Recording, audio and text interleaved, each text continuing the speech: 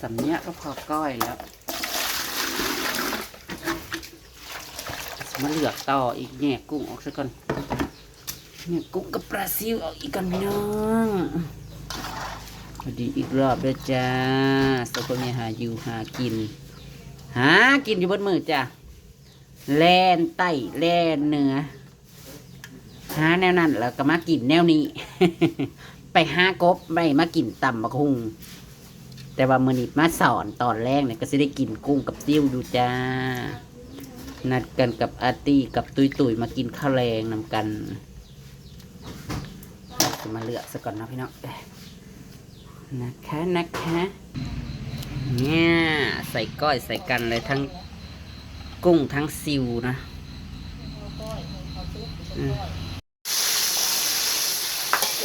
เอาไม่นะสบายดีจ้าสบายดีตอน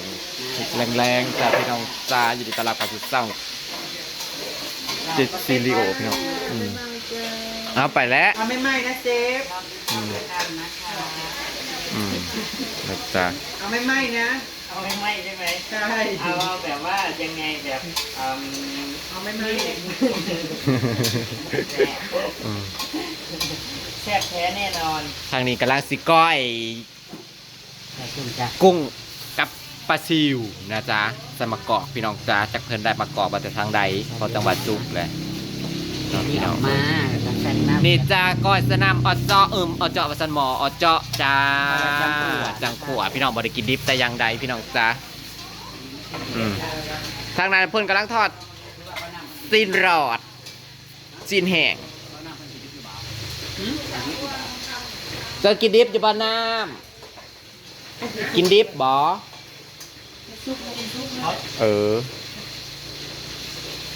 กินซุปจ้าเอากับพี่ตักข่าวมาในดูลูกนายนั่นง่ายนะจ้าลูกดูมาจังจ้อยจ้านั่นละเปิดกระเด็บพี่น้องเด้อเปิดกระเด็บพี่น้องเริ่มสันขาเสร็จก่อนเราเป็นขาหมูเฮ้ยพ่อมาเสียนะมาสิใหม่เป็นกระถอดซีนพี่น้อง2 เผ่าเด่นมากเลยนะพี่น้องสวัสดีจ้า5 โมงกินข้าว5 โมงกินข้าวพี่น้องแตกสวดกันอยู่นี่สวดเจ็ดตุ๋ยกับไปซอยเพื่อนสาวพี่น้องหายเพื่อนซอยซาวักฉันสีมาทางพี่ก้อนเพราะว่าได้นัดเลยเด้พี่น้องซอยหัวนั่นแล้วมันบอกยังมืออื่นยังไงมีน้ำกับให้นี่ก็ยังครึ่งนึงค่ะดิเพราะว่าวันคำแหละมันยากทางค้นนี่แล้ววันอื่นเพื่อนกับสิไปซอยได้ตองได้แล้วมีเกตผงชูรสยั่วแล้วผงชูรสผูกเขียเตอร์พี่น้องการที่เล็บตีนนะผู้บ่าวชีเรื่องคือเอามาล้างเขียเตอร์อีกแล้วพี่น้องเอาตัวลงไปอย่าโฟกัสที่ตีนมันคือเต้นโคโลอยู่วะมันเต้นโคโลได้ยุไม่ได้ไม่ใช่เป็นอย่างมันโมเดลรถเนาะอ้าวพี่น้องจ้าปล่อยตะคิวใส่น้ำกัดเพราะว่าวันนี้อาร์ตี้เพิ่งเก็บผักมาอยู่ดิผักกับผักบัวละผักกับข้าวเป๋มากินกับข้าวมือก้อยกุ้งกับปลาซิวพี่น้องโอ้ยไตออกเลยตัวนึงจะได้ดีสิ้นโรสเป็นตับของเห็ดเลยอย่าเป็นตาบอสกเอาเจ้าคือได้มะกอกเนาะได้มะกอกยังหมักมะกอกคาตัวมันน่าจะบินไปได้ใส่มะกอกพี่น้องเอ้ยมาเด้อพี่น้องบางคนนั่นก็คือเฮงใช่ปะจากทางนี้เรียบร้อยจ้ะพี่น้องเสียบเราเห็นทางนี้ทอดซีนแห้งจ้าซีนแดดเดียวจ้าตอนนี้ทางกินเล็กลงไปทางนี้ก็หมักน้าวจ้ามีมะนาวลงไปเลยเล็บมือจะสวยจังซีดิกกำมันงามเล็บมือแล้วนั้นมันเลื่อมยิบๆเจ้าจะไปไกลละตุ๋ยเด้อครับมาเลื่อมได้ระยะที่แม่น้ำแล้วก็โบโน่ซินเคียงที่เหลื่อมหาไปหาได้สมยุสมอยู่โบโน่ใส่ประเด็นครับ แดะบ่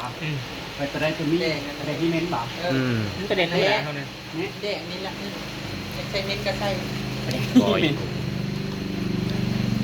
จั่ว คือยิ้วเข่าเด้อสั่นเลย มือสั่น ไก่ ถ้ามันยิ้วได้สัญญาณมันโล ก้อยกุ้งพี่น้อง ข้าวเฮ็ด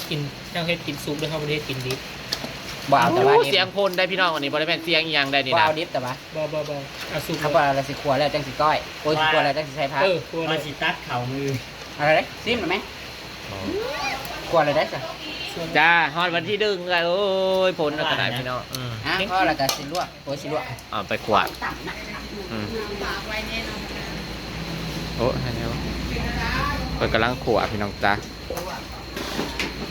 หลังครัวเพชรอยู่บ่น้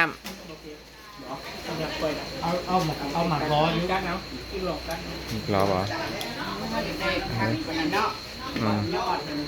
มะกอกมะหอม บ่ายซองผ้าเนาะพี่น้อง ไม่อันนั้น ครับข้าเทิมกันแซ่บ แต่ว่าดำเนาะ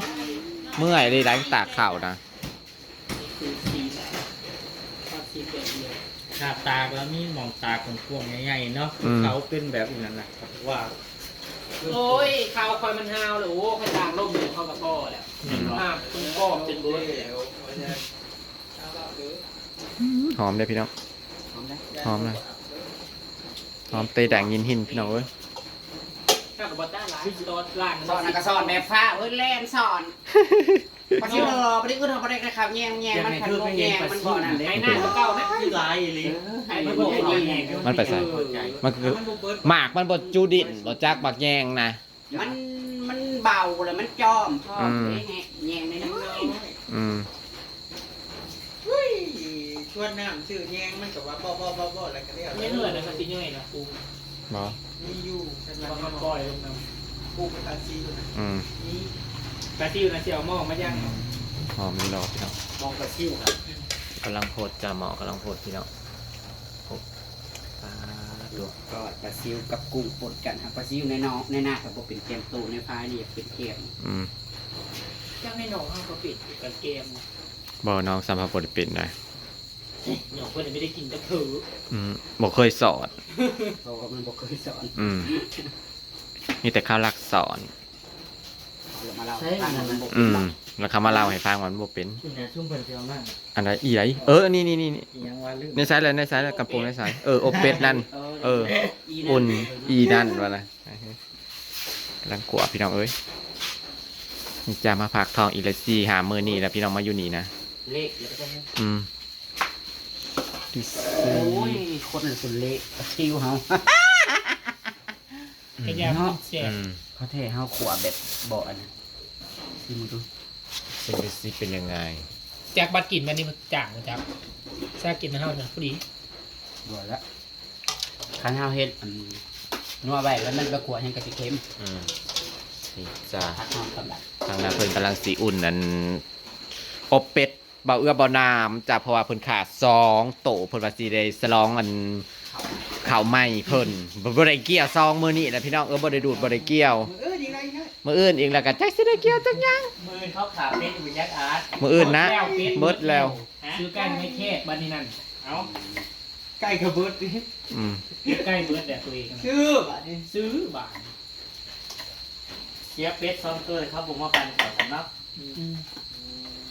เสียตั้งไว้2โตครับผมมาปั่นจะมาเฮ้ย ใส่หนัง น้ำส้มกระเทียม กินซื่อๆไปเฮ้ย หิมจื้อ อันใด ให้ใส่น้ำต้ม ใส่ใส่ ข้าวบริสุทธิ์ มันนะ มาจับพี่น้องมาเด้อเพิ่น อย่าให้เขากินไปเมื่อคืนเขาไปอาบน้ำมาสั่นเรียกๆเนาะ กินกระซาน เป็นอันพิษไปเท่าน้ำต้ม หมายความว่านั่นได้ กินแล้วก็มาอาบกินนะกินแล้วก็มาอาบน้ำนาวเด้อ อุ้ยฉันมาก้าวข้าวก้อย เขา นั่ ขึ้น น บักบักหมู่บ้าน อบเป็ดพี่น้องจ้าอบเป็ดจ้าพี่น้องกำลังอุ่นจ้าปลดออกแอกเลยจ้า สามัคคีทุกท่านเลยบาดมือ อบเป็ดเส้น อืมใส่ผักเยอะ เครื่อง ๆจ้ะ สั้นน่ะมาหอดแล้วมาจากมือแต่เดินคุกแต่ไม่เห็นเขามานั่นแหละ คลุกคลิกจ้ะ โอ้ยเนาะ ครัวแล้วเขามาใส่หอมน้ำหลักมันจะ ปลาซิวเฮาเลยเละเนาะ อืม มันบ่เป็นตูเลย โอ้เสียเลย ป้าเนาะ เสียเลย แน่นดีพึ่งจะโด อืม พอมันสิมุน จะจานนี่จานเลยถึก มันคือจำกิโลพอดีคุมอำล นะพี่น้อง ำบ่เผ็ดคือเจ้าว่านะ กันมาเตะเอาพร้อม พี่น้ เสิ อง ร์ฟ เลย ค่ะ พร้อมเสิร์ฟขออนุญาตซีมได้อีนางนี่ อีนั่ง หรือว่ามันเป็นปลาซิวแล้วเราก็คนมันเนาะที่จริงเราไม่ต้องเคารพ กลมอำลำเลย เข้าไปได้ข้าวข้าว ไม่ได้ใส่ ข้าวพัน ตอนนั้นก็อุ่นต้มอบเป็ดนะอบเป็ดอบไก่ ก็ไว้อยู่เด้เนาะ18 นาทีอยู่ได้ ไว้เบาทำนะ นะ18 มือนี้มันคือง่าย ก็ไว้แต่ว่า18 นาที ก็นั่นแหละมือนี้มันคือง่ายเนาะ จังว่าแต่เก้าคุณหนาเงินคุณ นี่เมนูของเรานะวันนี้ก็มีก้อยกุ้งปลาซิวแล้วก็อบเป็ด เนี่ยค่ะเนี่ยแดด เนื้อแดดเดียวจ้ะ ครับ กินพี่น้อง ไปพี่น้องมากินข้าวแรงจ้าชวนเพื่อนกินข้าวเย็นด้วยกันนะคะ เดี๋ยวติดตามทางช่องบ่าวอาจต่อกันแล้วกันนะคะ ตอนช่วงกินข้าวเว้าพื้นจ้าส่วนทำกับข้าวเว้าพื้นจะไว้ซ้ำนี้กันแล้วกันนะเพาะกันมืออื่นเด้อจ้า